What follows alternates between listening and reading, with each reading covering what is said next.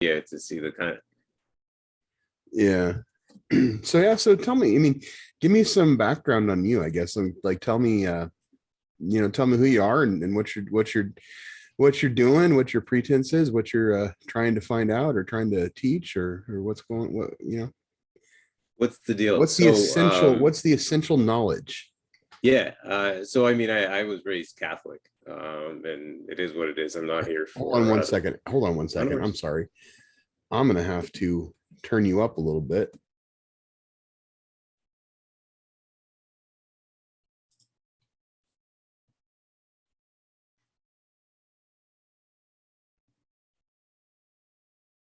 Can you hear me okay? Yeah, for sure. Okay. And could I get you to talk just a little bit louder? Yeah, for sure. Definitely. I can get or project. No problem. Yeah, there you go. I'll move the Good. mic closer. There you go. Yeah, I was raised Catholic. And Okay. that's how I kind of came to know Jesus really and what he did and what transpired, and that kind of lent itself to developing my relationship with what I understand God to be. Now with Okay. respects to religion, that's what not what I'm about. You say religion and war starts. It's more of just been a spiritual journey, as the title of your slide says, of just really understanding what's transpired over the time that we've been here, and obviously the seeing what's transpired within the what's in front of us, right? From a Right. standpoint of religion and the built form, and I can go on and on. Right. But it's like pick whichever hole you want to jump into, and we can go full bore for it. Well, yeah, I mean, and you brought up, Catholicism, and I actually I went to seminary for a while, and I did, some language study in Hebrew and Greek, and so I have, kind of a background of that a little bit. I left seminary when I realized one thing, that the Bible itself, the canonized Bible, I'm going to say the canonized scripture that the Western Church prescribes and says this is the full and total Word of God, which I think is horseshit, by the way. But the canonized Bible itself 100% supports Calvinism. 100% supports Calvinism, which I fundamentally rejected at the time. Okay. I don't necessarily reject that the same way as I used to, because I have a different sort of outlook on some things. But my takeaway from it was Calvinism basically means you don't have any control or have any say in what happens to you eternally.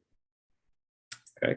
When you say Calvin, and it's funny because when you say Calvinism, and again, I am going to 100%, I'm going to freely open and give this over as testimony to say that I consider myself to be a village idiot. I don't read books. I'm a man of numbers. Okay. I studied architecture all my life. So I've come to know the universe from a built form perspective. Okay. Nothing else. Okay. So you say Calvinism, and I think of gas, which is why I got in touch with you to discuss the ether. Sure. And that is how this all came about. Because again, I don't need anything in the Bible. Well, it's related though. Hold on. It's related. Calvinism is actually related to the ether. But exactly, and that's what I'm saying. So bear with me and allow me to preface our discussion in saying I only need the first column of scripture to engage in conversation with you. And that's to say, on the second day, the Lord made the firmament. And yes, there's going to be people out there that transpire and say, not transpire, but there's going to be people that squash that and say, no, he made the space, he made the lid, there's all kinds of perversions of what he made on the second day. Yeah. So let's establish the fact that your age of the Bible will dictate what you knew he made on the second day. So expanse is a good word for it. Some translate. No, it's not. Sorry to be. No, it's a good, it really is. It really is. Let me tell you why I think it is. Okay. And then you tell me why you think it's not, but fair enough. We don't have to share the same idea. I love. Oh, and I appreciate why that. I think expanse, the word expanse is actually a good term for it is because it's the root, the word is rakia. Okay. And what it's really saying, rakia comes from raka or roka, which means basically to pound out And something out make of flat. copper. And make flat. Rakia is not quite a noun. See, here's sort of one of the like, and it's a very, very stupid trick that the deceivers use, but people fall for it all the time. And they'll take an adjective and try to treat it as a noun. Very good. So as they will say particles or waves. Well, Very good. a wave isn't a thing. A wave is something that something does. The ocean isn't waves. The ocean is water, and wave is something that happens on the ocean, right? Very good. And so with firmament, I think that that's kind of the same thing that's happening. A Where perversion of the term. right, Correct? so Thank you. rakia is really sort of like if I'm in the middle of pounding out a bowl from copper, what I'm doing, what you're seeing as it's being done is rakia. So Very it's good. sort of it really almost sits in between noun and adjective. And it really kind of is both. Very good. So that indicates to me that what's happening there is there's actually a continual thing happening. There's something that's continually creating it. And so it wasn't like built and then just, like an ant farm and then just like you're putting a ball. Do you know what I'm saying? Very good. And so that's why I think, I think expanse kind of describes that better than firmament. Okay. However, again, your arms, and I say this respectfully, your arms are too short to box with God.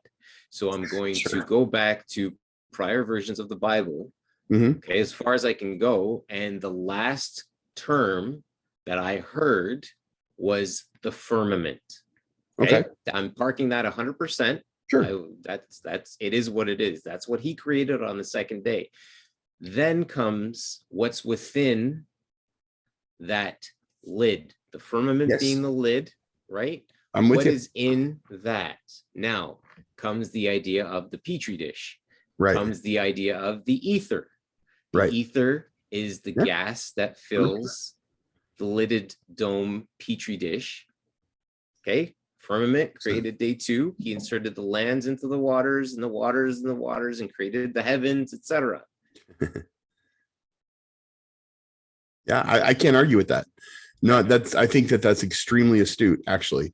Okay. I think that's one of the, again, extremely astute. And let's use your words, because we need to be very conscious of the words that we use when we're speaking to people who read words all the time. You said that was very astute from a man who studied numbers, my friend.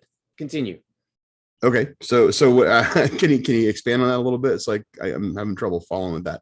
In terms of what you said, astute. So the definition. I think it's very accurate. I think it's very accurate, right? And I'm saying to you that I grew up studying numbers, right? Architecture, right? Built form, right? Sure. And the word astute is a term or a name that you would put towards someone who presents a smart idea, right? Because these are just ideas. Absolutely. Right. I take them as gospel, right? But and again, I say this respectfully, whoever's listening to this, yourself, that is not a reality that you're at a point of accepting, but you're willing to entertain it because you're here asking questions, which I truly appreciate. So I approach everything. My epistemology is one of something that I have what I call myself, what I personally have named pragmatic spiritual distillation. Okay.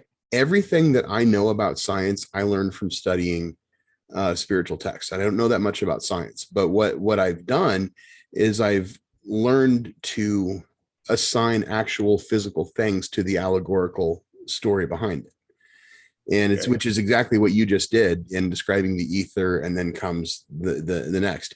And I actually think that the creation story itself tells the chronological story of what would happen if you had an uninsulated dielectric circuit all of a sudden start to form. Uninsulated, okay. Okay. It'll create an explosion, but go on. Well, I mean, you're creating like a Gaussian field. Okay. And I see insulated and I think uncontrolled, therefore it's exposed, right? And I see at well, some point that, there has to be some sort of vehicle that's existing there for it to start.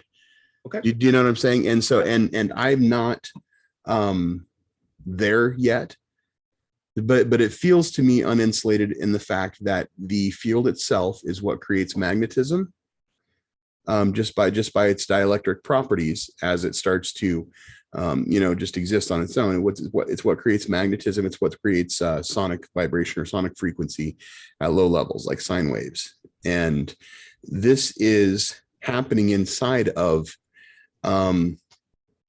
a water type realm. Okay.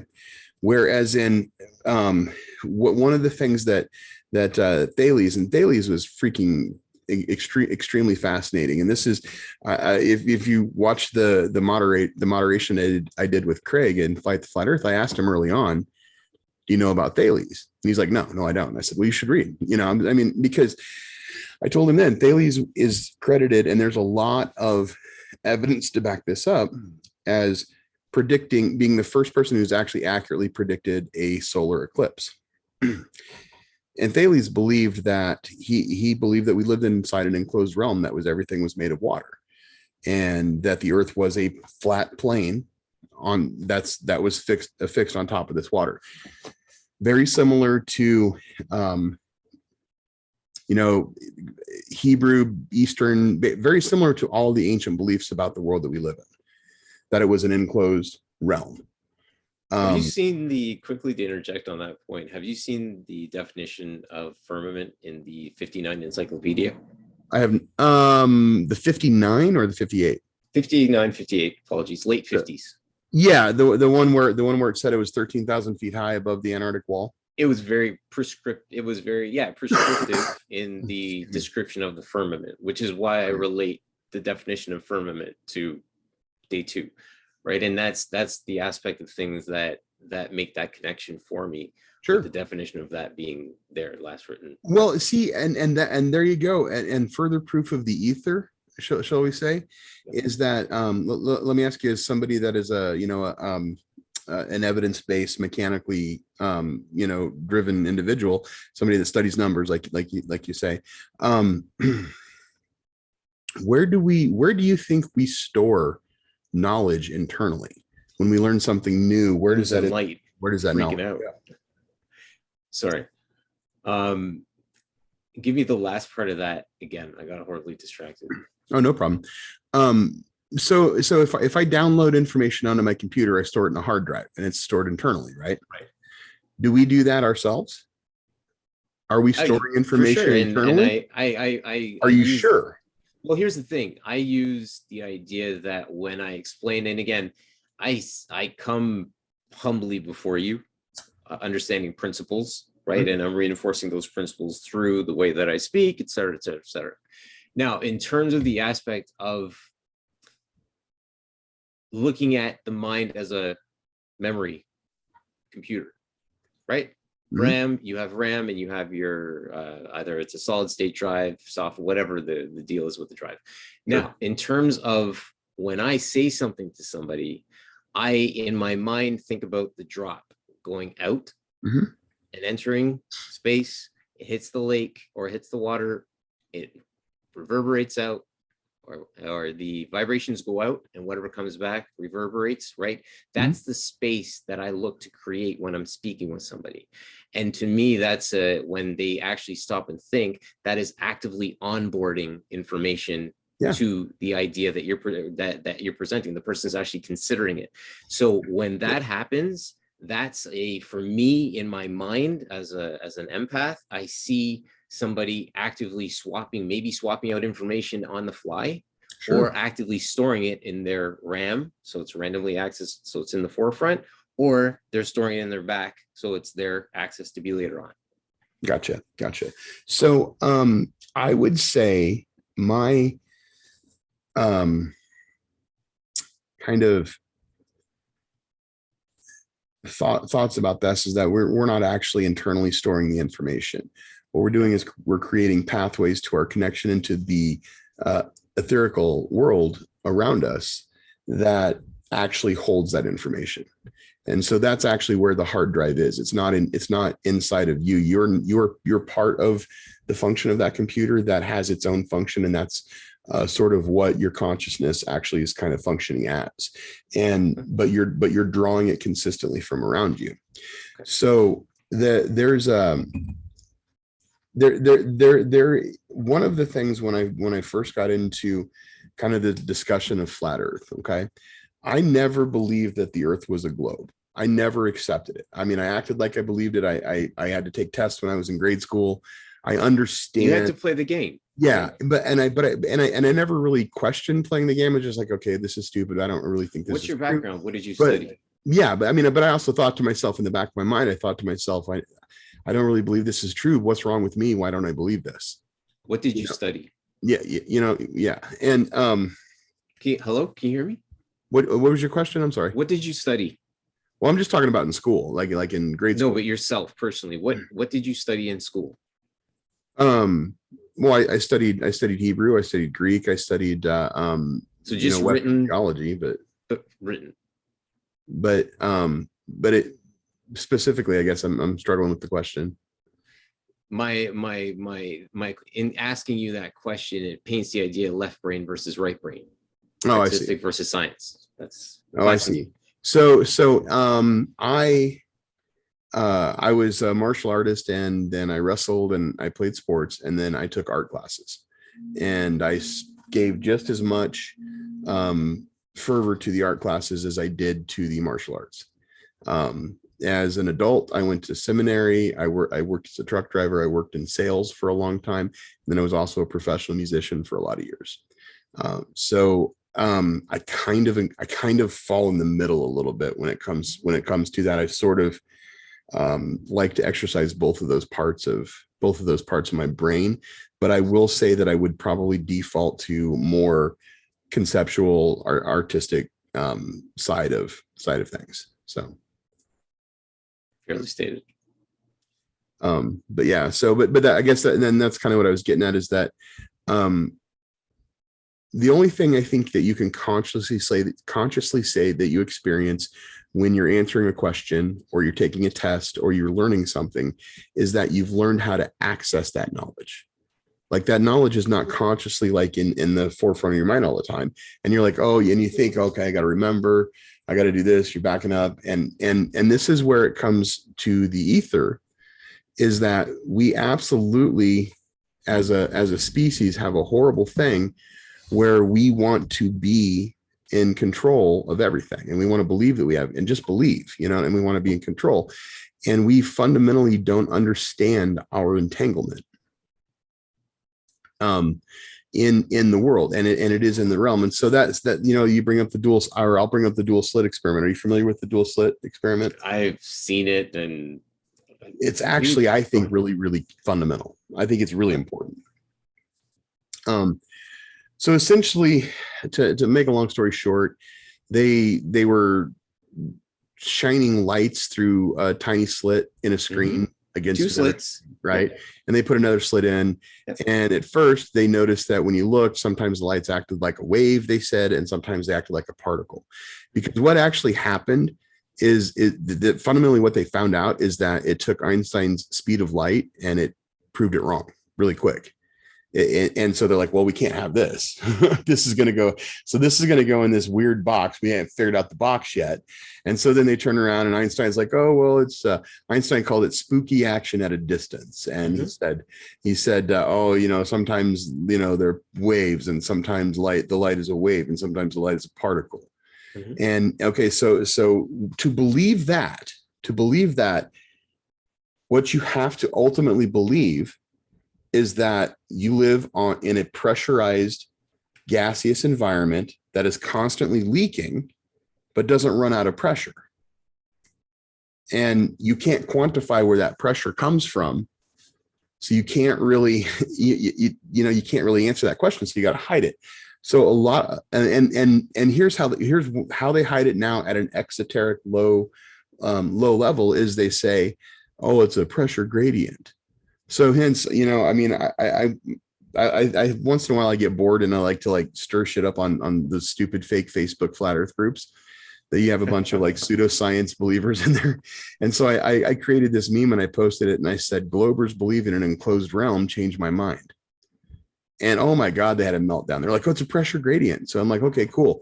Well, so where does the pressure gradient run out? Well, it ends somewhere, right? So I think that relates to my idea of the hot air balloon. Okay. Okay. So I joined the 24/7 flat. The flat Earth discourse Discord community. Yeah. And the idea that I always keep putting forward is I go to the parking lot of the hot air balloon place, recreational facility, park my car. I get into the hot air balloon, psh, psh, psh, up I go, right? So I'm no longer attached to the rotating, spinning curve, whatever. And I keep going, psh, psh, psh. At what point does that magic leash let go and the balloon can actually witness the earth moving beneath it?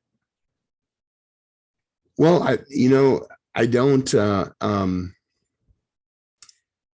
think that there's honestly a clear answer to that question. Okay. I think that there is conceptual answers to it. Okay. But I think that has I think that that's one of the attributes of our entanglement in the ether. So that, but from your perspective, your purview, that would be evidentiary, right? I mean, I could throw, I could throw a ton of conceptual theories at it. Okay. You know, I could say we're following the geometrical pattern of a toroid. Yep. And our consciousness is following the geometrical pattern of a toroid. And that's why we see day and night, and everything that we see, we're just making up in our minds corporately. Right. But you know, and yeah, exactly. And individually, we're just part of a circuit. I could say that the ether itself is spinning around us, and that's why things look like they're moving.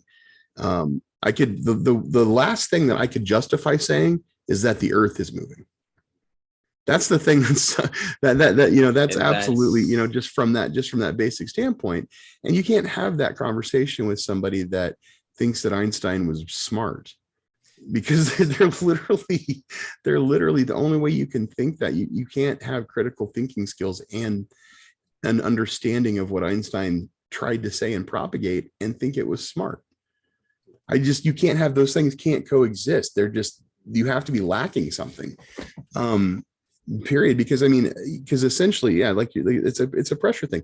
You either, the fundamental bottom line of it is, you are either living inside a pressurized enclosed system, or that space is a real thing. Now, here's the kicker. This is why ultimately it all means you're living inside a pressurized enclosed system. I'm gonna explain it right now. Space would be the 0 point where that pressure eventually just dissipates completely. That would form a line of demarcation, because if that's the 0 point where there's all of a sudden nothing, the release, I would call it the release. Well, you could call it the release, but once it's gone, what then is beyond that has zero properties and is unable to be acted on or act upon anything. And that in and of itself, exactly, that in and of itself would form a barrier. Yep. And the only reason to think that you could leave that barrier in this physical body is if you don't understand how you're entangled into this realm. Exactly.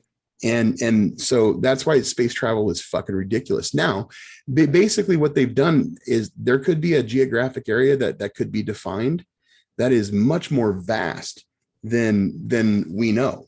Certain people know, but we don't know, because they don't tell us. They don't let on. So we live in a smaller and smaller and smaller bubble all the time.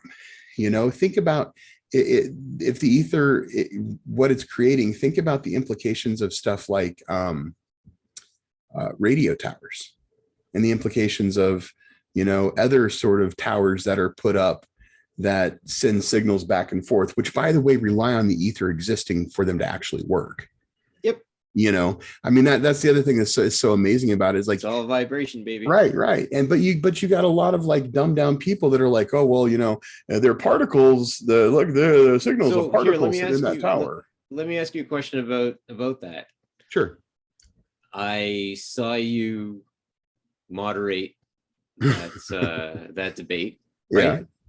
I thought it was very subtle. I looked at you and I said, there's a man of reason. I'd love to talk to him. In my mind, of course. Okay.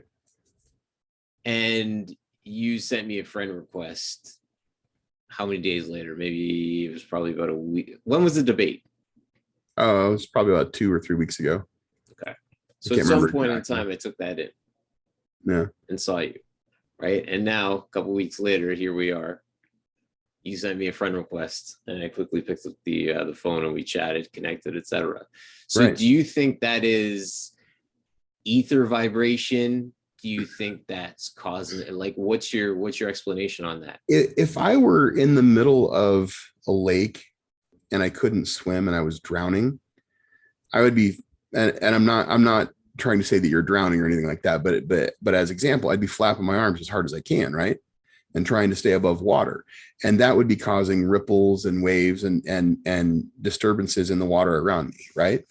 Okay. I wouldn't necessarily myself be emitting anything, right?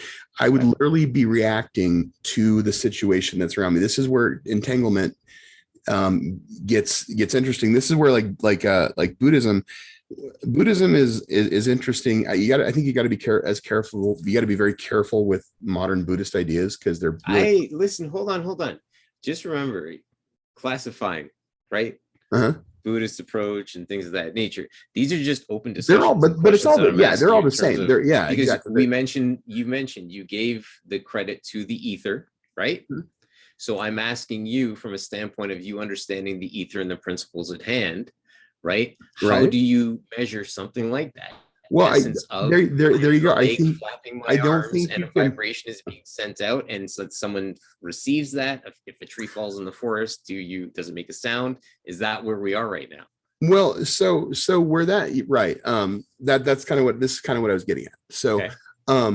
One of the I think the tenets of meditation, or the base tenets of exoteric, I'm gonna call it exoteric Buddhism, is being present, is what they call it, right? Okay.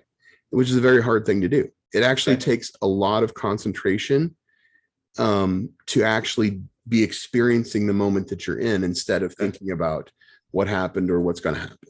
And bear in mind, you're judging and classifying my experience for me, right? Right. Okay, got it. Right. So yeah. I mean, it does. I'm making lines very clear, which is something that needs to be done these days, because otherwise people start to throw you into all kinds of classifications as such, right? So I understand what you're pointing out, and I'm asking you intelligent questions responding to the information that you're putting forth. Does that make sense? Mm-hmm. Okay. So what's your opinion on Jesus, by the way? What's that? What's your opinion on Jesus? The son of man. So well, I mean, how can you trust what the canonized Bible says? Okay. So that's where our disconnection is. Okay. No, and that is the thing, and that's what I need to do, because the idea here is, and what I've unpacked from consuming what I have. How long have we been on the chat for? Oh, I don't know. I don't have a timer on it, but probably. No, I just want to put it out there. So yeah, we've got to the point where you've mentioned spirituality and meditation and these things, right? Mm-hmm. These are all essences and forms of removing Jesus from the Bible, from the scripture, from whatever you want to call it, right? It's the idea that the man didn't exist. And this is exactly what is happening with this area that we've gone into. Sure. So the mere fact of, hold on, spirituality, right? Science, the S's are the problems that are occurring right now, because the man that did the walk for 33 years is the man that everybody has to know to understand, because you cannot come to the Father without knowing the Son. It doesn't work, right? That's literally an equation that you can plug together and get a final result on. 100% guaranteed. If you don't know the Son, you will never know the Father 100%. Okay, so does that mean we have to we need to have the discussion within the confines of No, my friend, I wanted to set up the chat with you to discuss the ether because you and I agree. Sure, and that's what I'm not trying to bring forth Buddhism. I'm trying to actually I just asked you. I was trying to actually energy, bring the concept of being present forward because the concept of presence I think is very telling in the ether. Okay. And as example of the dual slit experiment. Again, there are people that look at the dual slit experiment and they believe that what it proves is that you create and you yourself dictate whether the light is going to act as a wave or a particle. And they believe that it changes by you looking at it. Okay. And I think that that's where we lose our connection to it, because I think we forget we don't pay attention or have appreciation or reverence. And this has become to I think to Calvinism. And this is where I brought up Calvinism, because I think it's actually related, because I think that you have the same misunderstanding with Calvinism. So initially my thought of Calvinism was that, well, God decided before he created you, if you were going to go to hell or you were going to go to heaven, and you don't have a choice, because that's what they tell you Calvinism says. Interesting. But okay, sorry, you go. But the point being is that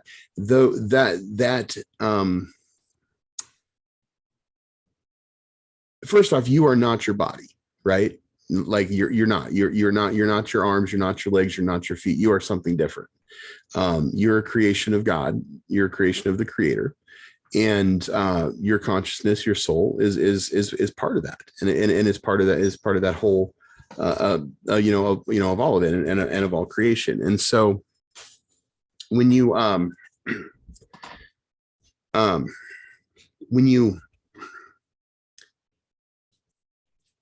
live in such a way where your ego forms and you start to believe that you are actually making decisions, the reason that you believe that you're making decisions for yourself on a day-to-day basis, or even assumptions, or even having your own ideas, is because you have blinded yourself to the source that's actually given you life and everything.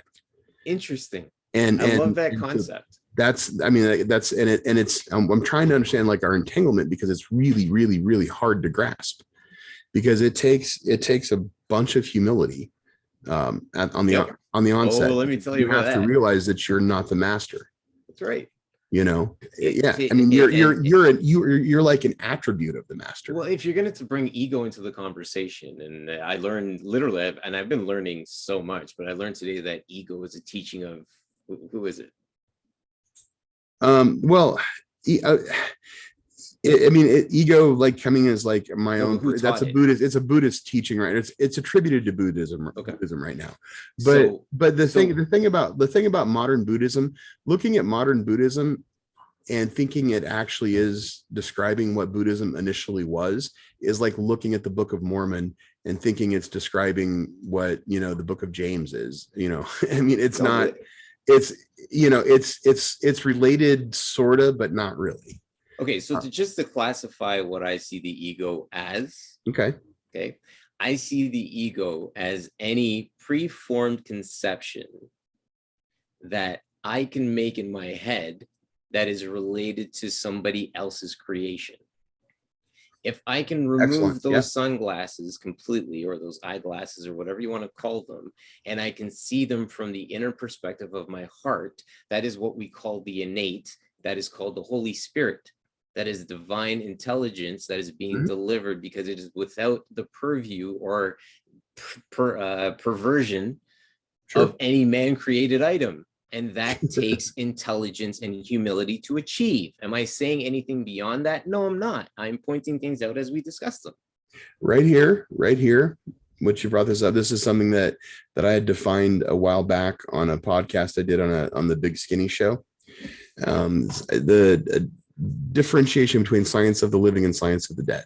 So right now, the only acceptable accepted way we have of gathering information about our physical world is through our 5 lower sensory perceptions. Okay. But I, so we can stand around a tree and say the leaves are green, and we can all go, yes, the leaves are green. We agree. So they're green, right? I do believe we possess a higher perception that's still usable, that used to be used a lot more. And it's like you're talking about, it's the Holy Spirit. I think that a lot of times it's faith. I think that Exactly what it is, my guy. yeah, because a lot of people will look at you today's day and age and they say, "Oh, blind faith." Like anybody listening is, "Oh, you just got blind faith." Yeah, I do. Right. That's the Exactly. unfortunate part. And the thing about it is the edification of what I possess in terms of understanding and everything else, because my green screen's going absolutely nuts. I'm going to go off camera in a minute, but I love to continue the conversation with you. Yeah, because I want to share being, something. I want to share something with you for sure. But yeah, go ahead. No, sorry, I lost my train. I'm gonna just disengage on the camera. Well, Hebrews 11. What's that? Is this distracting to you or no? No, it's fine. You're fine. Yeah. Okay. Cool. Yeah. So here's something and I'm going to give you my take on this, and then I want you to give me your take, because I think I might be interested to see. So Hebrews 11 verse 3, it says, "Through faith we understand that the worlds were framed by the word of God, so that the things which are seen were made of things which do not appear." Which do appear. No, well, I wrote it wrong. We're not made of things which do appear. I'm sorry, I read it wrong. Excuse me. Hebrews 11:3. The word of God. So things which are seen were not made of things which do appear. We're not made of things which do appear. Does that make sense? Hebrews 11:3. What version? This should be the it should be the King James version. I usually NKJV or no, not the new one. No, I usually don't use anything different. No, that's awesome. And another thing you can double check is what God gave instruction to Noah to make the ark out of. If it's gopher wood, your version is bad. It needs to be spruce. Absolutely. It's almost like he's describing how to make a dielectric circuit with the ark. I just took it as 150,000 square feet of floating space, or floating storage space for the animals. There you go. So through faith, we understand that the worlds were framed by the word of God, so that the things which are seen were not made of things which do appear. So the things that we see were not made of things that we see. Does that make sense? Everything we see is a reaction. Things that we see, so basically cause and effect. Yeah. Okay. And so everything you see is a reaction of something that's happening that you don't see with your lower sensory perceptions. Perception. I think that faith, the term faith, I think this is one of the terrible things that the Western church has done to Christianity and done to people. Is I think that they turn around, and without people having knowledge, you have knowledge of something because you've ingested it, you eat it. So you take a bite of an apple, you know how the apple tastes. You take a bite of an orange, you know how the orange tastes. You have knowledge of the Father, you have knowledge of the Son, because you have intimate knowledge that is entangled within you of what it means and what it says. You shouldn't need to be preached to. You shouldn't need to have to be publicly baptized. You shouldn't need to have to have any sort of like public testimony in order for you to have a relationship with the Creator. Of course not. When I remember it's ignorant to pray in public. Well, sure, exactly. And I think that the term faith, can mean a lot of things. And I think the way it's defined right now, I think is untrue. I think that we have an intrinsic connection and knowledge of the realm and creation, because it's part of who we are.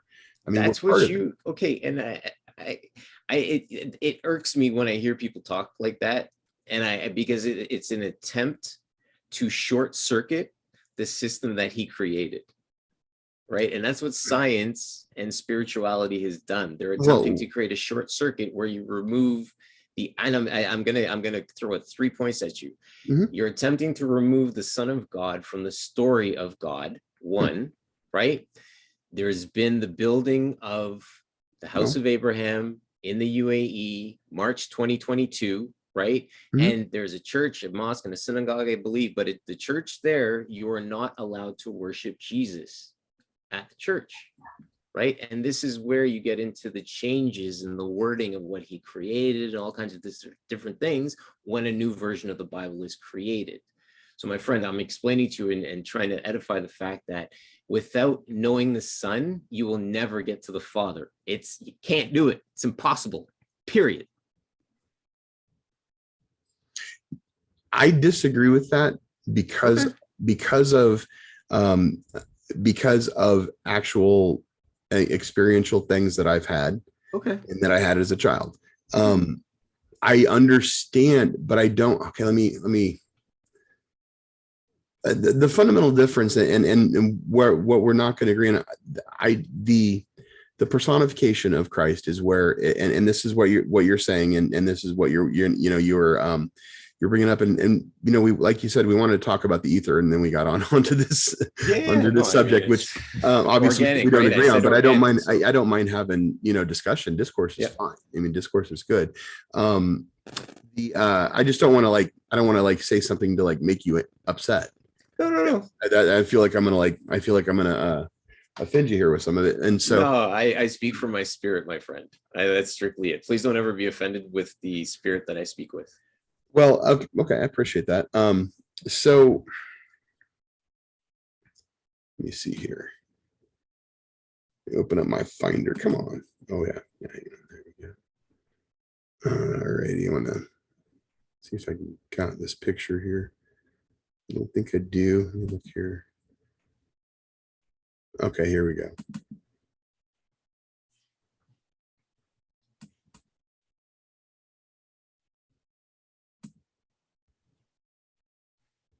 There it is. Okay, so this picture right here. This is me going one step at a time, drawing out the story of creation from Genesis. Okay. To where over here on the pot, and this is not intended to be like a model that I say physically we can see or demonstrate. Okay, this is like a conceptual. This is intended to basically it's conceptual art. Okay, it's taking a concept and I'm creating a picture from the concept. So right here in the middle, do you see this symbol right here? This shape that's being made with the two spheres when they're meeting each other. So what am I looking at here? Well, you're looking at the Vesica Pisces right here in the middle. This shape it's being made. It's do you see it? It's I have optic neuritis, legally blind in my right eye, but I don't totally understand what we're looking at. So it's like the ictus. Okay. The ictus. Are you talking about just visually seeing the ether? Well, kind of, because that would be the aurora borealis. But this is illuminated gases. What the Vesica Pisces is where the heavenly worlds meet the physical worlds, and they overlap, and it creates a symbol that looks like the ichthus. The ichthus is the Christian fish symbol, right? This is sky science, right? This is sky stuff. Guy stuff. Sky stuff. We're not attached to the sky, right? Okay. So I understand it, but it's the shape of the rainbow. I can't prove anything. And it's the shape of the rainbow. And you see the ichthus in Christianity. You see this and what so in Genesis, when God tells Moses he tells him to go up, basically he gives him the like you were talking about, the instructions on how to build the ark, right? And he tells him where to go so he can give him instructions on what he's supposed to put in the ark, right? And so he tells him to go up to Mount Sinai. So Mount Sinai, the name for it's got two different names, and you're talking about language, how big of a difference language can make. In Arabic, it's Jabal Musa, Moses Mountain. Okay. In Arabic means Moses Mountain, right? And in Hebrew, it means the place where Moses was taken away, essentially. Okay. That's a big difference. And up on the top, during the description of the ark being made, kind of is it kind of outlines the Vesica Pisces. It actually, so here's a study that I did. Well, if it ever opens, but it talks about the top where there are two cherubim that are meeting, and where they're meet, that's the Vesica Pisces. Okay. So this is Jabal Musa. Back here. That's a mighty flat horizon, isn't it? It's extremely flat. And there is at 185,000 feet up, it looks the same. Exactly. Yeah. And there's a reserve up there. And the reserve is named the Jabal Musa Biosphere. What is that about? That's what they call it, the biosphere. It's crazy. But here's just a quick little video. And you can tell me if I'm wrong on some of this stuff, or you think I'm wrong on some of it. On this version of it from the Bible. Do you believe that the ark exists? Yes. Okay. 2.5 cubits long, 1.5 cubits wide, and 1.5 cubits high. What kind of cubit are they discussing? I do not know. Do you? Just to clarify, Hebrew versus Egyptian. Moses wrote the Bible, right? Or wrote his parts of the Bible. Well, this is Hebrew. And Moses, was it Hebrew or Aramaic? Hold on, it's important to clarify though, because the Egyptian cubit, right, will lead you to an ark that is 515 feet in length. The Hebrew cubit, which came out after the Egyptian cubit, Moses was raised by the Egyptians, so he would have written the Egyptian cubit being 18 inches, the forearm length. Wow. The Hebrew cubit came out after that, so that's a major misconception now when they're actually looking for the ark. You know what? I'm not paying any attention to the numbers on this. Okay. I'm paying attention to the structure. Okay. And every time I watch this, I think to myself, man, I wish I understood more about what these measurements were.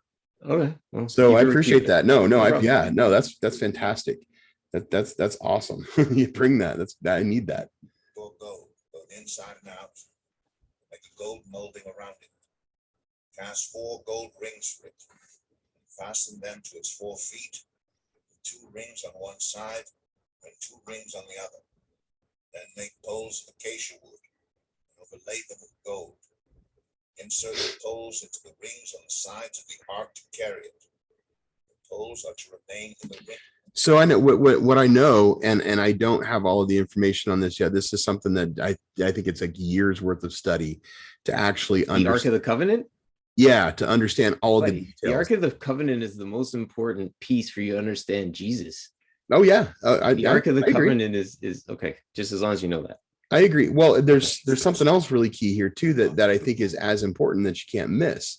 And this is where you see, like, you'll see the Virgin Mary. You were Catholic, so the Vesica Pisces is the shape of the Virgin Mary.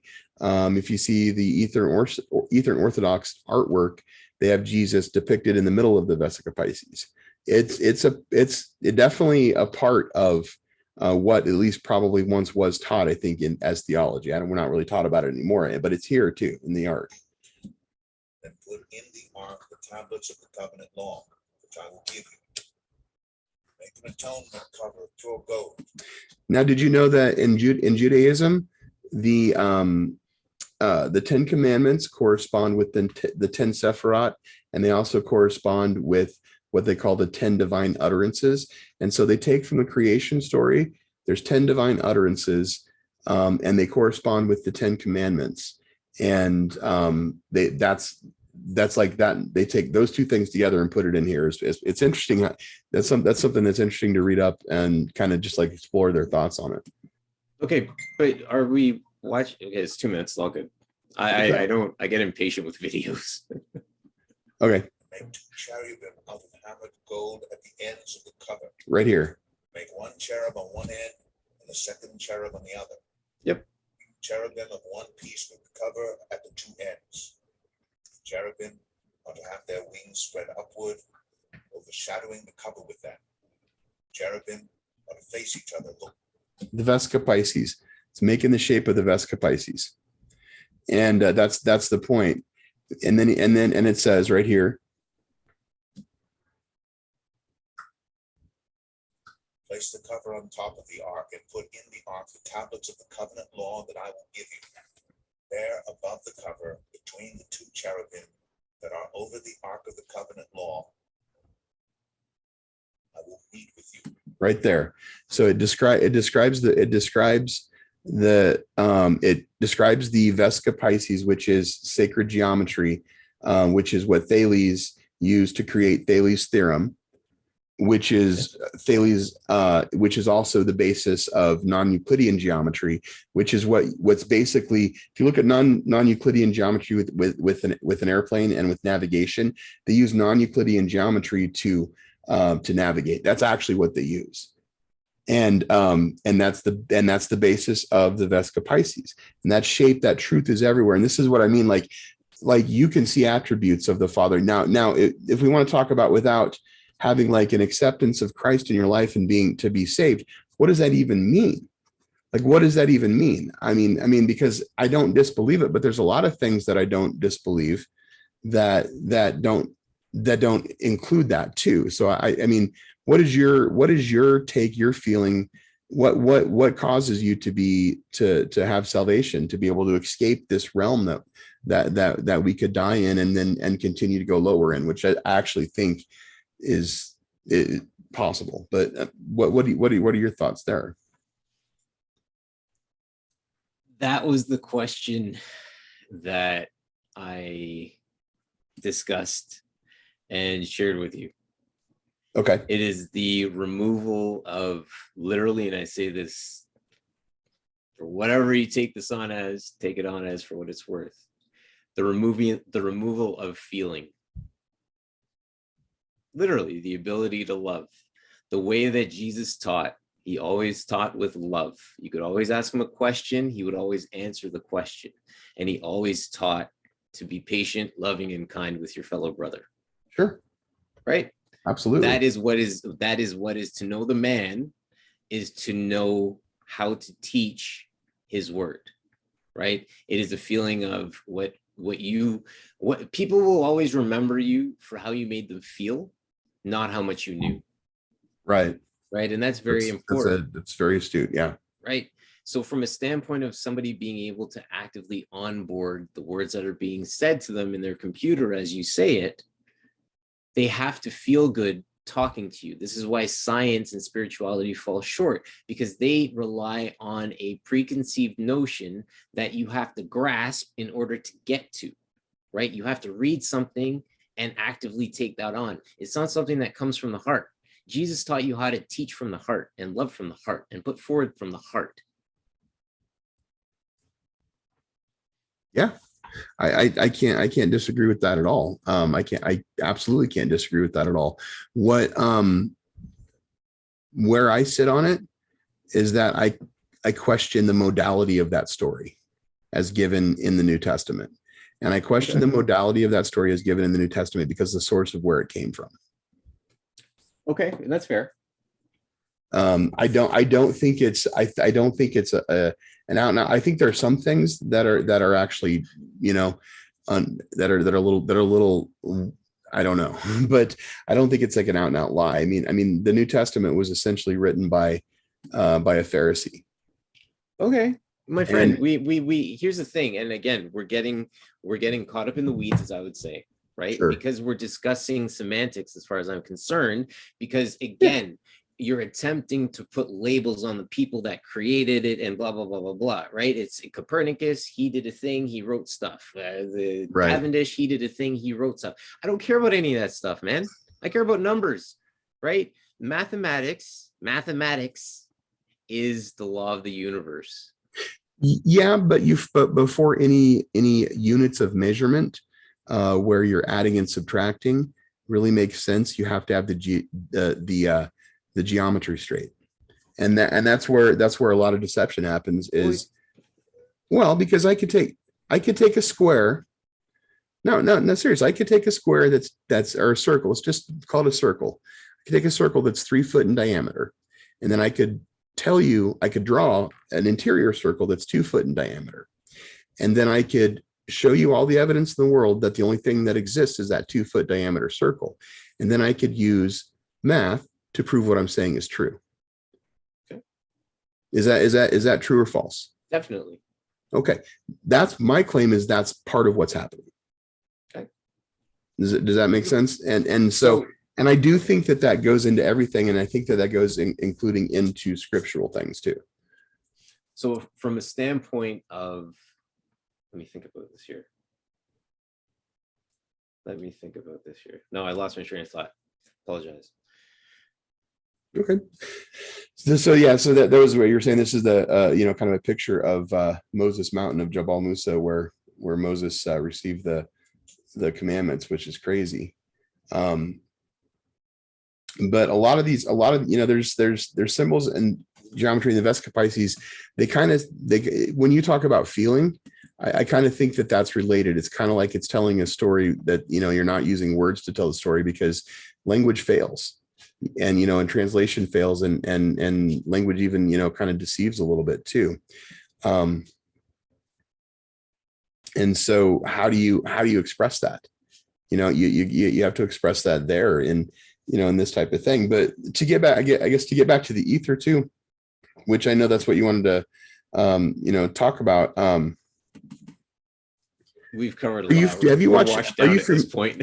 Are you familiar with Ken Wheeler? Have you watched any of Ken Wheeler's stuff? Here's the thing, and I say I get impatient with videos, and I don't read books and everything else, because I honestly, I look at something and I'm like, hey, that makes sense, and I onboard it, right? And then I delete things as I go, and so on and so forth. And that's why, from a standpoint of knowing the fine details of things, is where I don't have patience for that. I take on are you a Sagittarius, by the way? I'm a Scorpio. No way. October or November? October, Halloween. Wow. 31st. I'm November 16th. Oh, nice. Okay. Yeah, interesting. And that's the thing. You know about patience. I'm sure you've had your walk with patience. It also depends on what your ascending sign is. But those are all things, right? What I just said to you, those are all secrets of heaven, right? Sure. Books of Enoch, the fallen secrets of heaven, root cutting, all these different things. We weren't supposed to know about this stuff, the telling of the weather and all these fun things. What do you mean? You don't think we were supposed to know about it? Have you read the books of Enoch? I've read some of it. I've read the description of the luminaries, and find out about the angels, and each of the angels, what they each brought to Earth, and that's what will lead you to further discovery in your path, your journey.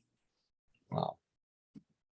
So ultimately, where are you on that? I mean, so you think that Jesus is the truth? Well, it's the lineage of man. You have to establish something like, I've been persecuted on YouTube for my evidence of Noah's Ark existing, right? But Noah's Ark exists. Newsflash. Congratulations! If you're not getting persecuted, you're not doing nothing, right? If you haven't got a YouTube strike, you're not doing anything either, right? So, and again, understanding the lineage of the sons, Cain killed Abel, third son being Seth. That we are the lineage of Seth.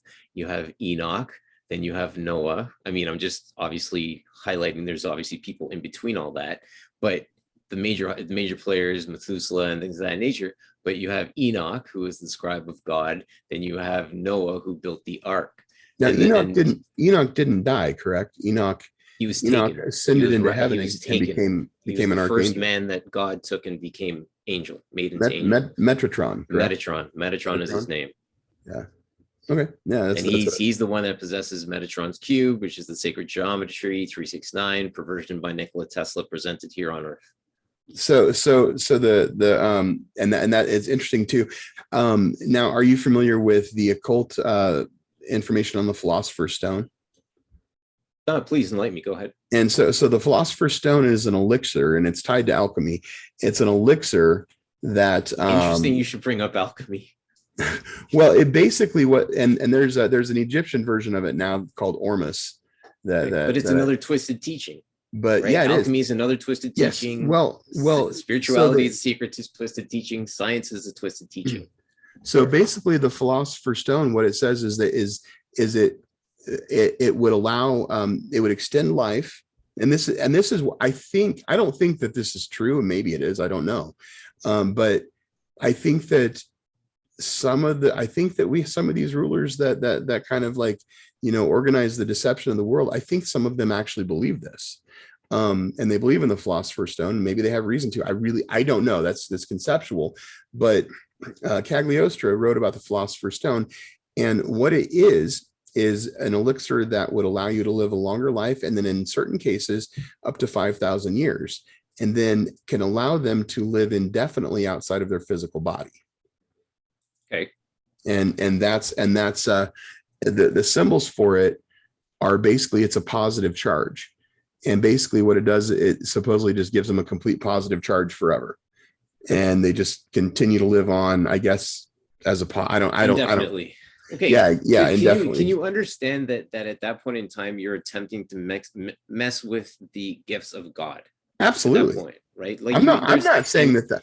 I'm not saying it's a good thing. I'm saying, yeah, okay. No, but I think and that's where I'm saying that it requires, that's where the ego, right, steps in and says, okay, this is going to be a bad experience or a good experience, right? You trip on DMT, any of these hallucinogenics. If your ego's not in check, it's going to be a bad trip.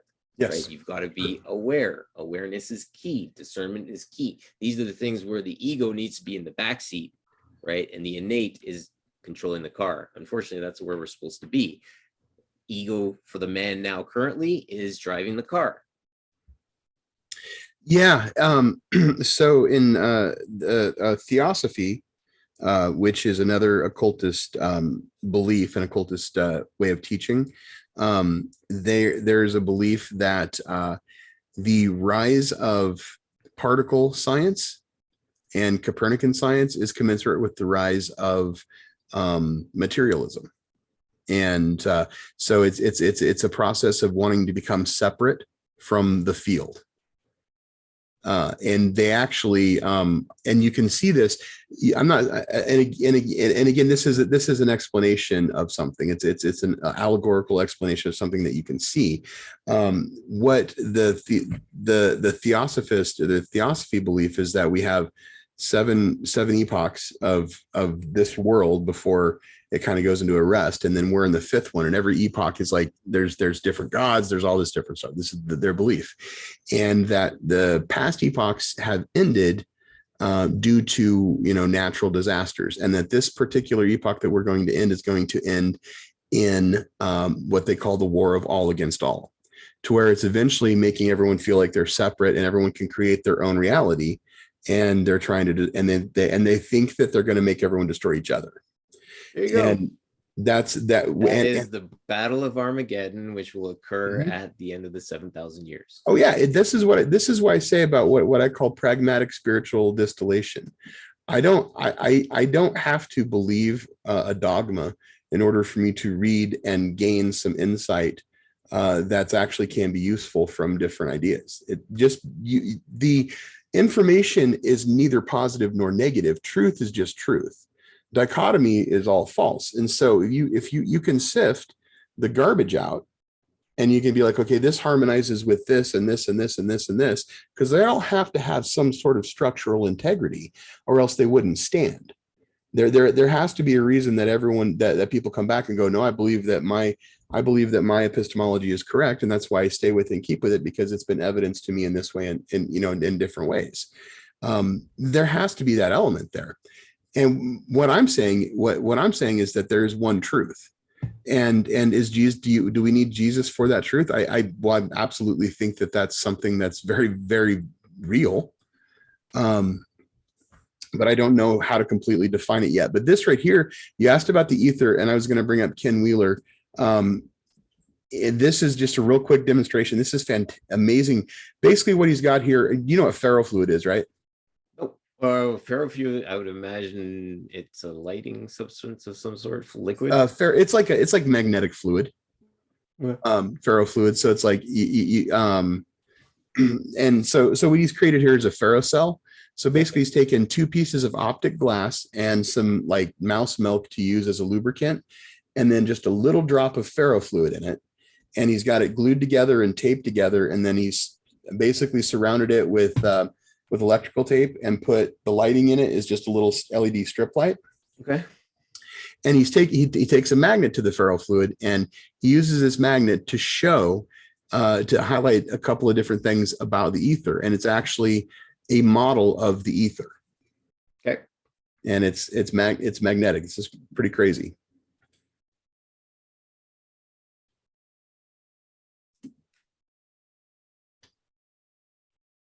I have a question for you after this. Sure, no problem. Here, let me speed this up a little bit. No. So this is taking a neodymium magnet and turning it sideways, Yep. and it creates a hyperbole and a toroid, which are mirror opposites of each other. So you hear as above, so below. They're mirror opposites of each other, and one of them is accelerating and one of them is decelerating, basically. And if you look, it kind of creates that little double thing there. It looks like your brain, actually. It looks like kind of like your brain waves. Right. And then taking it and putting it underneath there, just like that. What he explains is that there's no magnetism in the center of it. And that's why you see this dark hole in the center. And what's happening there, like when we talked about, when I talked to you about like my magnet, if I turn it one way, it stays up on the fridge. If I turn it the other way, it rolls down and then stops right in the middle. And my knee-jerk reaction was it's seeking rest. Yeah, exactly. It's accelerating. So gravity is not a force. Gravity is an acceleration. And what's happening is that's like the sink. It's like the vortex of this energy field, of this field. And gravity is basically everything that you can see and you can perceive. This lighter, my phone, everything that has mass is essentially magnetism that's giving it resistance. And it's light that you're perceiving visually with it. And it's also its entanglement in the dielectric field that causes this to have mass. And what's happening is both of these are just like this little ferrocell that he's made, where the center, you see, it's the rest point, and this object is just accelerating towards the rest point of this object because it has more mass. And that's why things fall, right? I drop this and it falls. I don't have to throw it down. It's not a force, it's an acceleration. Force means I'd have to push it. Force is throwing something up. Yep. It's an acceleration. And everything within this, basically, and you can see one of the really, really interesting things about this is the thickness of this cell. And I'll get off the video after this and we can just talk. Is 1 micron thick. And it creates this holographic, almost 3D hologram. And so to think that we can, in this physical body, to first off not consider that the fact is, if this is the ether, if this is the ether and it's what's happening around us, we are being made inside of that whole thing. We're a part of it. You can't exist without it. That you can't exist outside of the light. You cannot not exist outside of the ether. And period. And so you're effectively saying that in essence, the idea of a prism is what you would put forth. Partially. Yeah, partially. A hologram, partially. Okay. A hologram. Interesting word. Well, that's what the ether would suggest, is that it's a hologram. And so space is literally the exact opposite of that. So space is something that can either act on anything or be acted upon. So just by those two attributes, it can't exist. So again, when it comes to people that believe in the globe, they believe we live in an enclosed realm. They don't know it or they won't admit it, but they believe that we live in an enclosed realm. People based on what principle?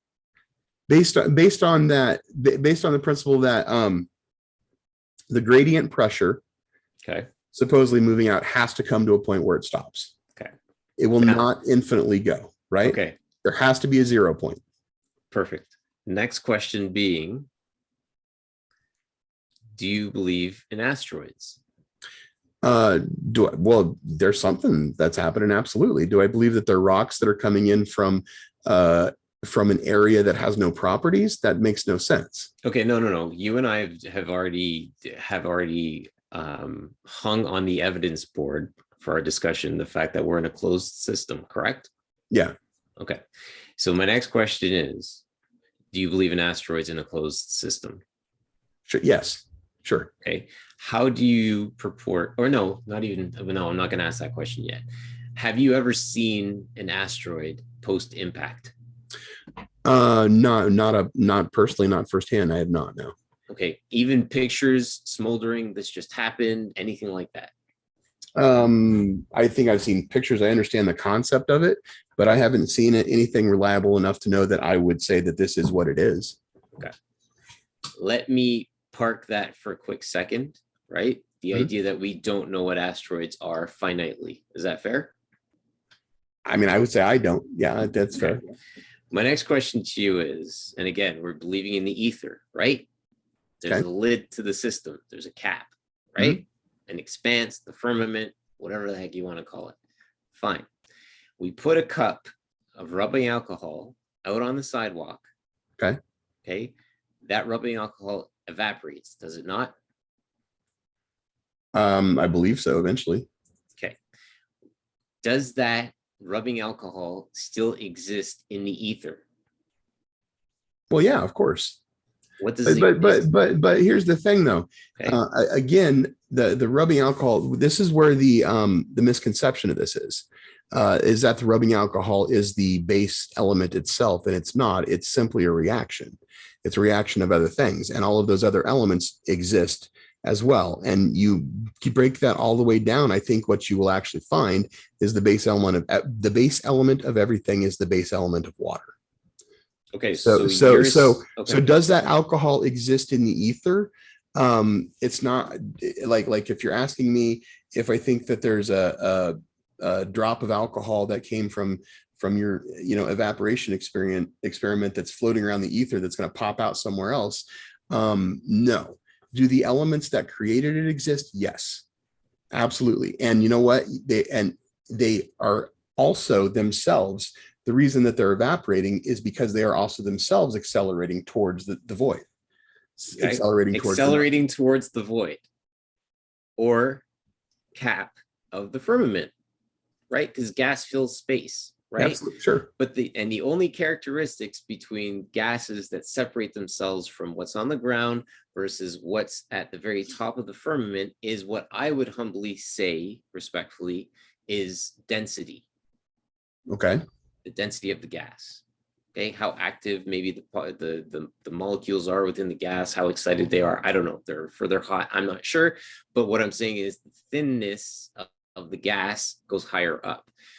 What I'm saying to you is, and I'm using a cup of rubbing alcohol to be very somewhat crude in my example of illustrating what I'm attempting to illustrate, is that rubbing alcohol evaporates. We observe this over time that the rubbing alcohol evaporates. My question is, it turns to a gas, it goes up into the ether, and as crazy as it sounds, but again, I'm going to be crude in my reporting of what I believe is happening. You spot that asteroid / firework / ignited gas streaking across the ether. I'm going to say that it's nothing more than an ignited set of gases. Okay. Just thought. So it's manifesting, in a different spot with different conditions around it, and it sort of, I think that from a standpoint of the ether too, I think where you can kind of understand. So when I brought up the scripture in Hebrews 11:3, where it says the things that you see that are made were made of things that do not appear. So it's saying that everything is a reaction. It's saying that the things that you see are a reaction. So if I draw a straight line from here to here, I draw it like this, right? Okay. The ether draws it like this. Okay. Mother Nature, everything, this is how she draws a straight line. It's a perturbation. Can I unpack that for a quick sec? Sure. What you just explained. So we had somebody drop into the chat today, and they made this nice drawing of a cross section cutting through them standing on a hilltop, looking and view lines and all kinds of stuff. I quickly chimed in and said, I understand what you're drawing. However, you're illustrating this, right? Yes, the L, take the L, whatever you want to say to it. You've got the Y-axis understood, right? You have the you've got the x axis understood. You've got the y axis understood, right? Up and down. You're Mhm. missing the third axis, the one that's coming out at you, the z axis, right? Because you need that third dimension to give whatever it is you're looking at essence Sure. of being. Otherwise, it's just a piece of paper. Okay. Okay. So then as the condition, so as the alcohol itself evaporates, the conditions change, the rate of induction of the perturbation changes because it's accelerating and it's slowing down because what it's trying to do. So what it's trying to do is it's trying to go around the whole track to get to the center. It's like a vortex. It's Okay. seeking its rest point. Right. And it's so it's not moving this way and then just only moving this way. It's moving like this. And it's like a gas fills a box. It seeks its rest spot. It's not trying to fight anything. It's not trying to find gravity. It's not trying to find force. Gas seeks its rest spot. Exactly. Because one of the things that's and what really shows this with the Cavendish experiment, I've looked at several of them, especially since doing the fight the flat earth thing, because I was like, hey, cool, that's awesome. Let me look and check out and see what's happening here and see what I think about it when I take away from it. And what I've looked at them is they hang a torsion bar and they balance it, and then they put the two objects that it pulls, those objects accelerate to. If it were going towards the biggest mass, my argument is that it would still do this or this, even it wouldn't be moving because it would want to be going down. If it was a force that's pulling it down, even though it wouldn't go left and right or clockwise or counterclockwise, it would probably hold still like it would in a magnetic field. And that's why he's canceling out the idea that like attracts like. Right. Exactly. I mean, even it was because first off, it's probably not going to be, most of those experiments are not going to be perfectly balanced unless they really have a skilled person putting it together and doing it. You know, let's face it, you create your own torsion bar out of a dowel rod, you hang it up as close to the 0 point as you possibly can, you hang it up in your ceiling and you put two weights to counterbalance each other. Dude, I get it. But the thing about it isn't, again, and I hate, like at the end of the day, somebody says Cavendish and instantly I say, you have canceled out the one law that we know to be seen, which is like attracts like. That's a principle of the universe, right? So automatically you've thrown that whole experiment's bunk. Sorry. Well, no, I think it's right observation, wrong explanation, like you just said. Yeah. And it's an acceleration, not a force. And I think you would see something different if it were a force. But so I guess to answer your question, I think water would follow the same thing. It gets really difficult because I don't really fully understand entanglement of everything in the ether. I just know that I think the ether I think you can find the ether in the Bible. I think it's one of those things that can be distilled from a lot of different spiritual beliefs. I think that, like I said, Hebrews, I think talks about it. I think, and when you said feeling, I think you're absolutely right. I actually think you're 100% right. When you said faith is a feeling, like you're saying, I think we were kind of arguing semantics a little bit with that. Because you yourself, that you feel that acceleration yourself, and you're moving towards the same thing, but that feeling that you get is kind of what's leading you and bringing you along. Now, when it comes to religious or spiritual beliefs or faith in faith in God and looking at as Christ as the path to get there, I don't know. That's a really interesting thing. But I think that the alignment or the attunement to it is what's really being described when you say, when in the book of Romans, Paul says it's with your mouth that you confess and are justified, and or that you confess and are saved, and with your heart that you believe and are justified. Right. And so, but what's interesting about that is there's some twisted stuff about that. If you get into what the New Age stuff, and the biggest thing about New Age belief and New Age garbage, that was the biggest red flag for me, was when I actually understood where the law of attraction was coming from. And it's coming from, it literally is coming from the Gospel of Thomas, which if you go, I don't know if you're familiar with this, but Doubting Thomas, buddy. and well, it's this all isn't, about this isn't, but feeling, see, and it's a but lost see, book. oh, it's Keep creepy. going. Oh yeah, yeah, bullshit. It's a lost book, my ass. Hey, It- no, no, conveniently edited. the premise of it is that it's Lucifer, actually. Okay. The premise of the Gospel of Thomas is that it's Lucifer. Okay. And saying 22 in the Gospel of Thomas, and I'll argue people to the death about this. They tell me this isn't what it says. It's what it says. It says that, I'm paraphrasing, and this is absolutely my perception of what it says, is that it says that you need to be asexual, completely like hermaphroditic, only one sex. And there needs to be some sort of biodigital convergence for you to get into heaven. I swear to God that I firmly believe that's what it says. We can't bring all that into this. We're already in an hour and a half at, man. There's Oh man, so, yeah, sorry, there's but too yeah, much- no. I'm just saying, like, Oh, yeah, it's definitely going to be a rough edit, and we can take what we need out of it and whatever. But you're saying a mouthful, right? Because again, I just gave you UAE, March 2022. The House of Abraham was built. right. Right. And that gives the edification of the one world religion. This will be the grounds where the Antichrist walks, breaks the treaty, 3.5 years plus 3.5 years, 7 years, and he will receive the chains and the hooks in his jaw, be dragged out and put into the pit, buried for 1,000 years of Jubilee of peace. The globe deception is 100% part of it, I believe. Thank you. Yeah. Because, and Albert Pike. I mean, you can read Albert Pike's letter to Manziona or Manzio. I can't remember the guy's name, but there's a letter published. Are you familiar with Albert Pike and that wrinkle? No. Oh, this you should look at Albert Pike's letter. Write that down. Are you familiar with the prophecy of Saint Malachi? No. That's No. what I'm saying, right? There's so much, right? Well, we can only do what resides with us, right? And I appreciate your testimony and witness to it, but again, it resided with you. You can purport to it. Go ahead, but everything finds everybody else and provides you with the evidence you need. Sure, absolutely. So Albert Pike outlined the way to foment three world wars, is what he called them.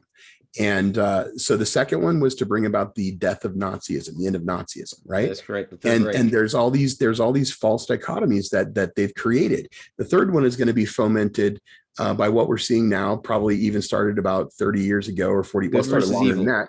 But they said basically what they're trying to do is they're trying to disillusion Christians with Christianity. They're trying to destroy communism and God and atheism. They're trying to use Zionism and the Nation of Islam to mutually destroy each other to bring about a one world religion under Lucifer. That's what Albert Pike wrote in 1875. And it's pretty creepy when you read it. It's been published. It's on point. So the 1920s, prophecy, absolutely. as an example, this prophecy of Saint Malachi. I don't know. You have to look it up. The prophecy of Saint Malachi, if you want to, right? But he listed off the 112 popes, and he said as soon as the 112 popes I'm familiar with it would that. be the nod to the Catholic Church had fallen. Yeah. Right? And sure enough, this is the dude that commissioned and signed off on the building of the House of Abraham in the UAE, which was just completed. He's the dude that sold out the Catholic Church. Again, these are going to be the grounds that we cannot worship Jesus on. Yeah. I mean, it's, yeah, no, I know that actually, yeah. You need to look at Noahide laws too, because that's the other thing that's coming. Do you know about the Shemitah? Have you studied the Shemitah? Not the Shemitah. I'm not familiar with that, but I understand. Okay, so the Shemitah, and it's just a concept in Judaism, right? And I believe it's the Torah, right? Okay. Shemitah year happens every 7 years.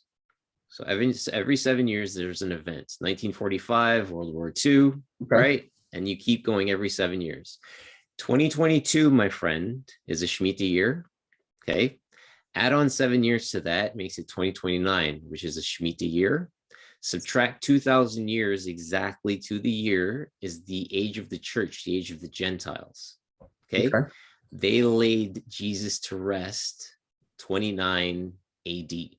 33 years he was born, 3 BC. Again, there's some plus or minus in there with the zeros and the ones, but 2,000 years post brings us to 2029 AD. Minus 7 is the time Daniel's 70th week, Jacob's trouble, right? The tribulation. Here we are, 2022. Yeah, that's crazy. Yeah. I mean, yeah, those synchronicities are they're everywhere. And that, yeah. Did you see the astrological alignment in the sky that just took place on June 14th? I did not know. Strawberry full moon. I did not. So the rapture, the talk about have you studied the rapture at all? A little bit, yeah. I am. Revelations is one part of the Bible. Most of my study is Old Testament, and then Revelation should scare the crap out of you. Well, there's no reason to fear. There's nothing to fear. Well, you say my mom's the first person to say we didn't read Revelations growing up, Killian. And I said, yeah, that's fine. It's 2022. I'll read Revelations if I'd like. And the alignment, the astrological alignment in the sky just showed the fish escaping the sea, right? Really? Palma, the volcano that was on fire off the coast of Spain, right? It has Saint Michael on the flag slaying the reptile, the devil. Okay.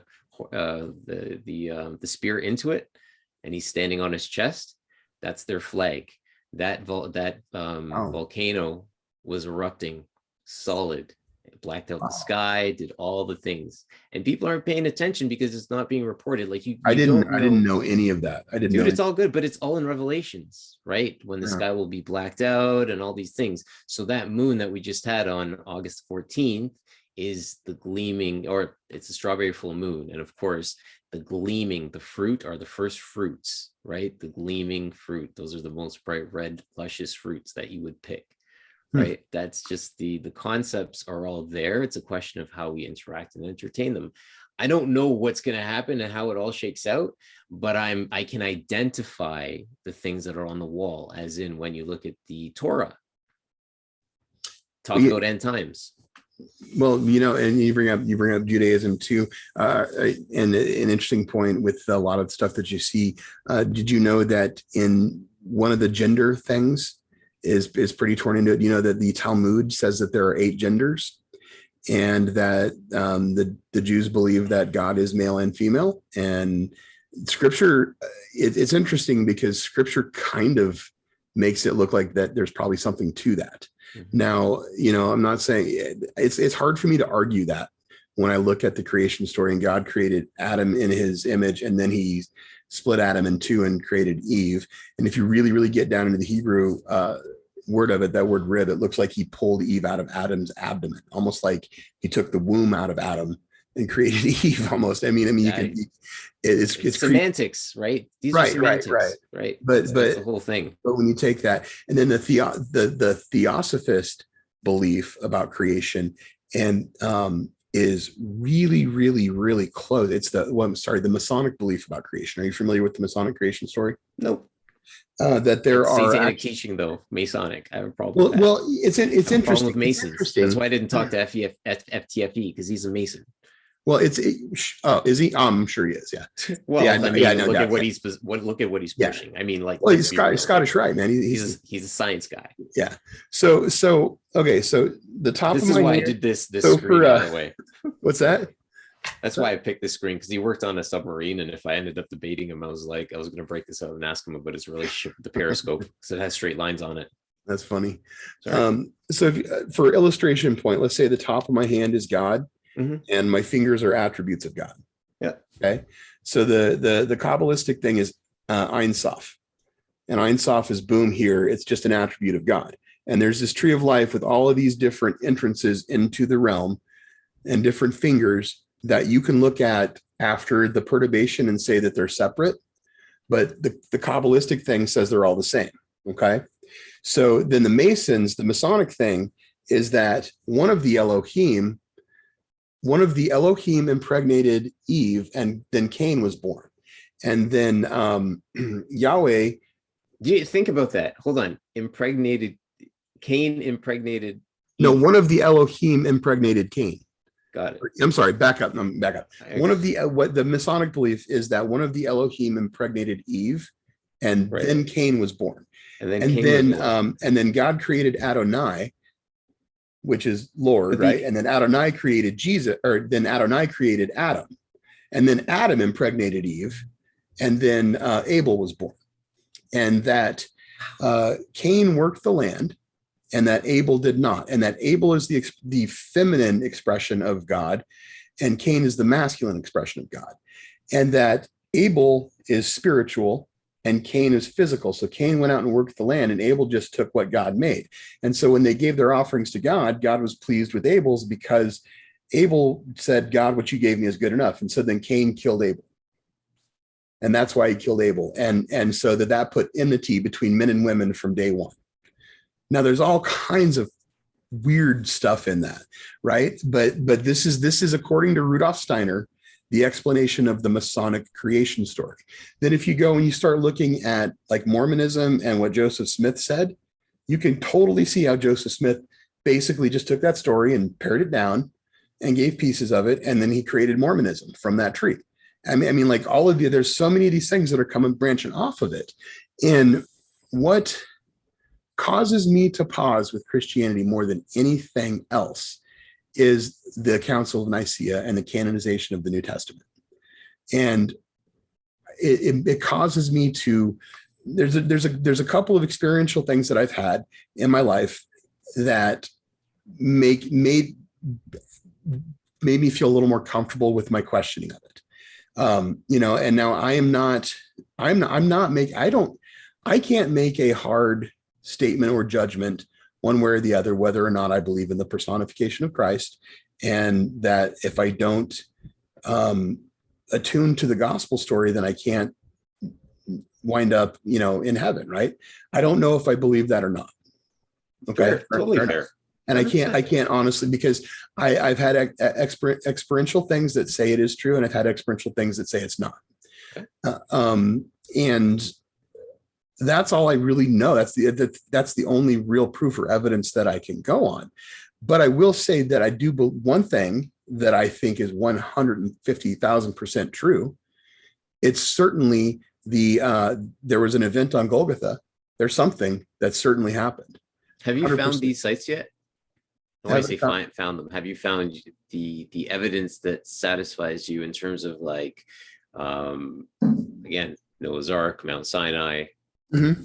Have you found these things, or are you on your quest for them? What, like found them, like the physical, the actual places that they have visited? I actually gone out there physically? No. I mean, have you seen them as in found them on the internet, right? Your views. Sure. Well, sure. Yeah. Finding them. Sure. Yeah. Okay. Yeah. And I've seen Golgotha. I've seen Skull Rock. I've seen the was it Skull Mountain or whatever. I also know that that Christ wasn't crucified on a cross. He was crucified on a tree.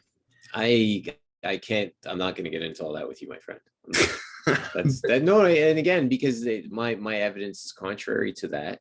My evidence gives stuff to that, and that's like it flies in the face of the things that I know, and then I don't want to, and that's it's not.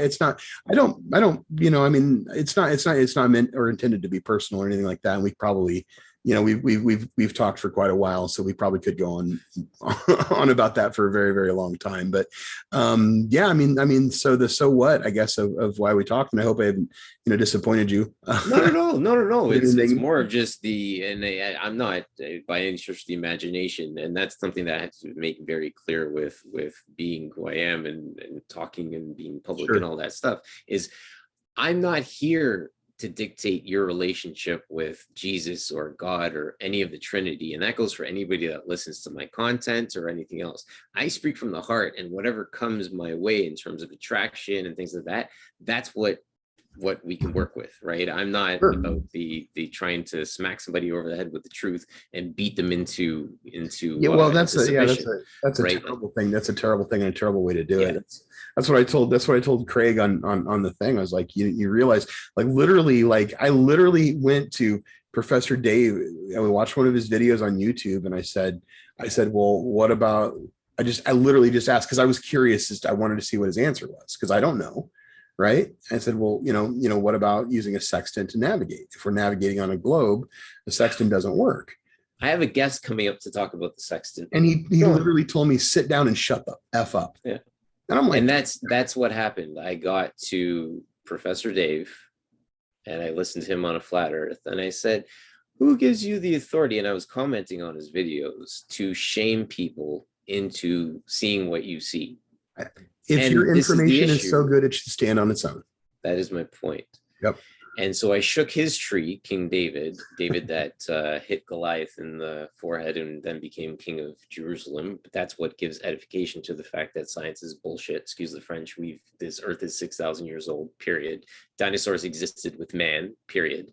Collagen is the fact that you can resort to that on, but we'll get back to that later on. Crap, where did I lose my, too much entered my purview. I'm listening. No, With you're fine. respect I'm listening. to Professor Dave, I shook his tree and FTFE fell out. He came very quickly to his rescue, saying that he helped him prepare for the debate, et cetera, et cetera, et cetera. In my relationship, unpacking, if you will, throwing mud at the tower, if you will, because I walked into town hall and demanded to speak with the king, and the town. Well, I can't call him the town idiot because I'm the town idiot, but the jester came running out forthwith, being FTFE, sorry about the personal attack. And in my unpacking of my relationship with him and asking him questions, I asked him specifically, are you a Freemason? He said yes. And I said, that's it for me. I can disengage with you because, again, you preach a satanic agenda and I have no energy to pour into a satanic agenda. Clear. Yeah, I'll have fun with you, whatever. You can come by the chat 24/7, whatever, and talk. Right. But I'm not going to put you up and even sit down and have a discussion with you. The only common ground that I found with you is I understood when I looked at the video, I could feel your energy and I understood that you and I should have a talk. And I'm so glad that we were able to discuss and meet on the common ground of the ether and establish the fact that there is, in fact, a lid to the firmament. There has to be. There's lid being the firmament. Sorry. Yeah. I mean, firmament. I mean, there has to be. There absolutely has to be. It's complete nonsense to say that there's not. Thank you. It's complete nonsense because it's basically is saying that there is no ether is literally saying that a cartoon can jump off of the screen and sit next to you and watch the show. Or a car can travel around with no air in its tires. Well, what? The tires are the container for the air. Oh, I get what you're saying. Okay, I'm like, well, I mean, about floating cars right now, right? But yeah, no, I get what you're saying. Well, exactly, with no rubber on the tires. And slow down so you can catch up. Right, and what I think is so funny is it's a pressure gradient, so it just keeps getting less and less and less. So basically, what you're saying is you can't defy the second law of thermodynamics unless it's far away from you. Is literally what they're saying. Well, it's not really, doesn't really violate it because it happens way over there. Yeah, which is exactly what Copernicus said when they're like, well, the stars can't be as close as you're saying because they don't move, and you're saying that and that wouldn't happen. That's impossible. Oh, okay, they're just then we're going to say no, the stars are just too far away for us to notice the fact that they don't stay in the same spot all the time. Speaking on that, and again, you asked me about what this is all about and what do I think is happening, and I said it's about removing feeling. Right. And people, I'm sure these science guys are like, oh my gosh, he's talking about feelings. Science doesn't care about feelings. Okay, science, I have a question for you. Yeah, but people do. Hold on. Part of science. So we observe the artificial horizon. We know it exists, right? It is based on the idea of a gyroscope, and there's no additional alterations in a gyroscope that it accounts for the front tilt of the nose going down, right? The artificial horizon flies over a plane in the plane, period. Okay. Sure. Okay. Taking the idea of the gyroscope and applying it to ourselves, I will say to you that I believe that the human head, the brain, this system is the most advanced gyroscope that is on the face of this earth, period. Now, that gyroscope that we've been blessed with by the good Lord, which is so intelligent, it's so intelligent that it requires you to be able to turn on your smartphone, because if you don't have your intelligence, you can't turn on your smartphone, right? Okay. What happens when you remove intelligence and you're left with the idea of feeling? I'm on a stable plane. I can't observe anything from my purview that says that I'm moving other than sky science, which what he has hung from the sky, no man can touch, therefore no man can understand, because your hands are too short to box with God.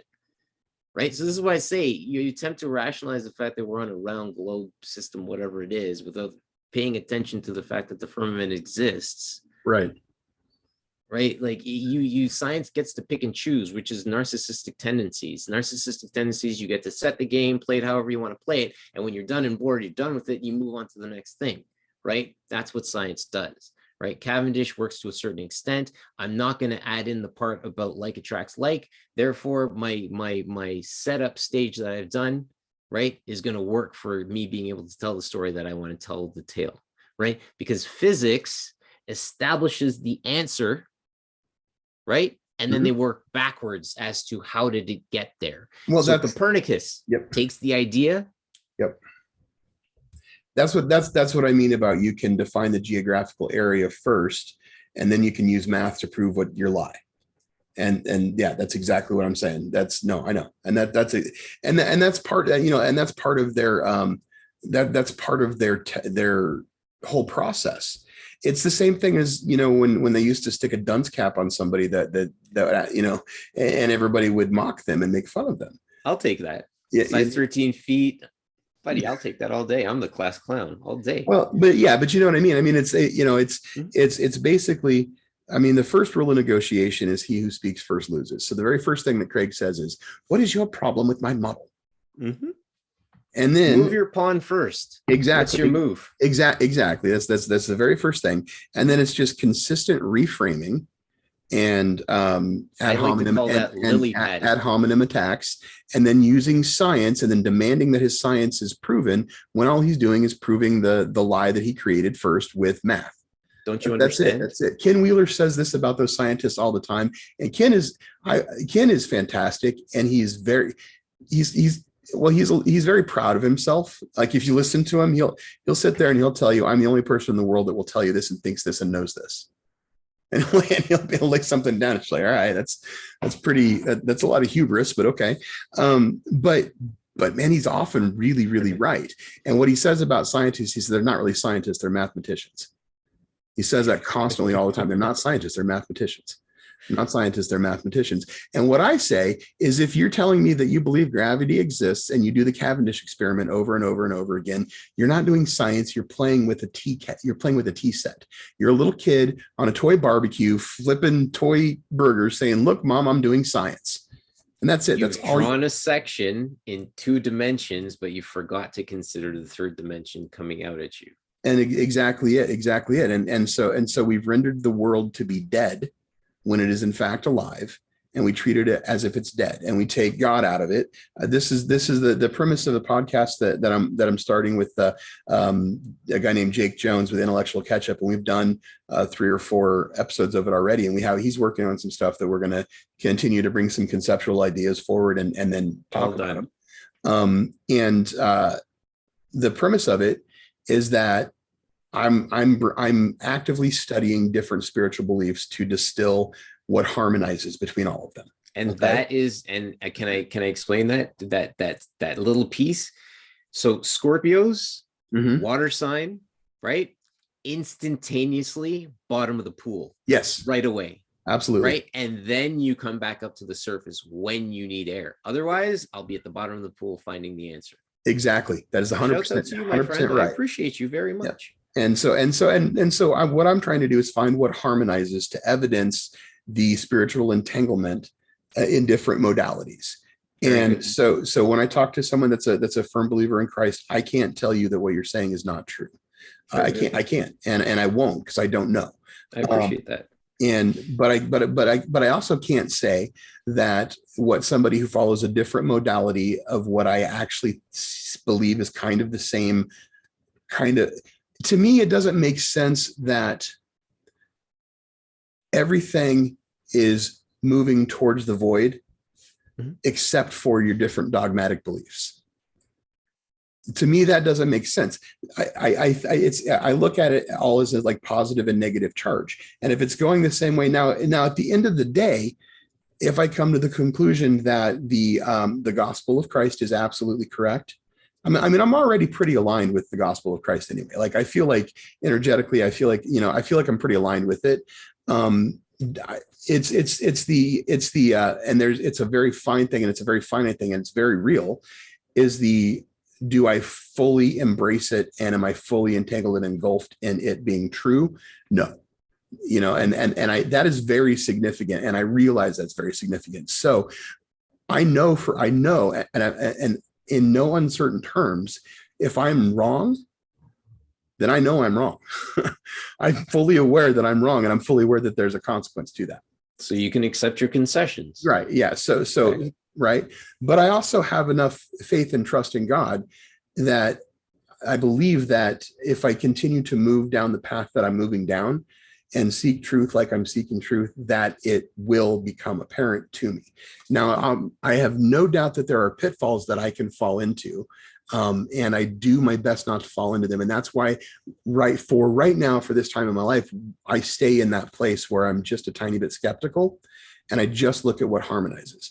But everything I look at, I mean, I was born and raised in a, Judeo-Christian, world, right? Everything I look at comes from that lens initially, period. When the student is ready. Right. Well, yeah, but then I also know the deception of a one world religion, and it's under like Baha'i is really the kind of the think tank for it, and but go ahead. Are you familiar with the Tower of the Tower? Yeah, absolutely. And I would parallel that this is our Tower of Babel moment. Right. One world religion is the attempt of the edification of space, right? Who created space? Is he created something that can't even exist? Right. That's my point. Yeah. Right. You're going to end up worshiping a space. He Yes. created a Sure. space. Oh, right? sure. Absolutely. Yep. And it's just done by incrementally moving you off of the atom. Said. Yeah. And concessions. Yeah, well, yeah, exactly. But see, but that's the thing. And I got to hop off here and eat dinner, man. We've been talking for a long time. It's been a pleasure, though.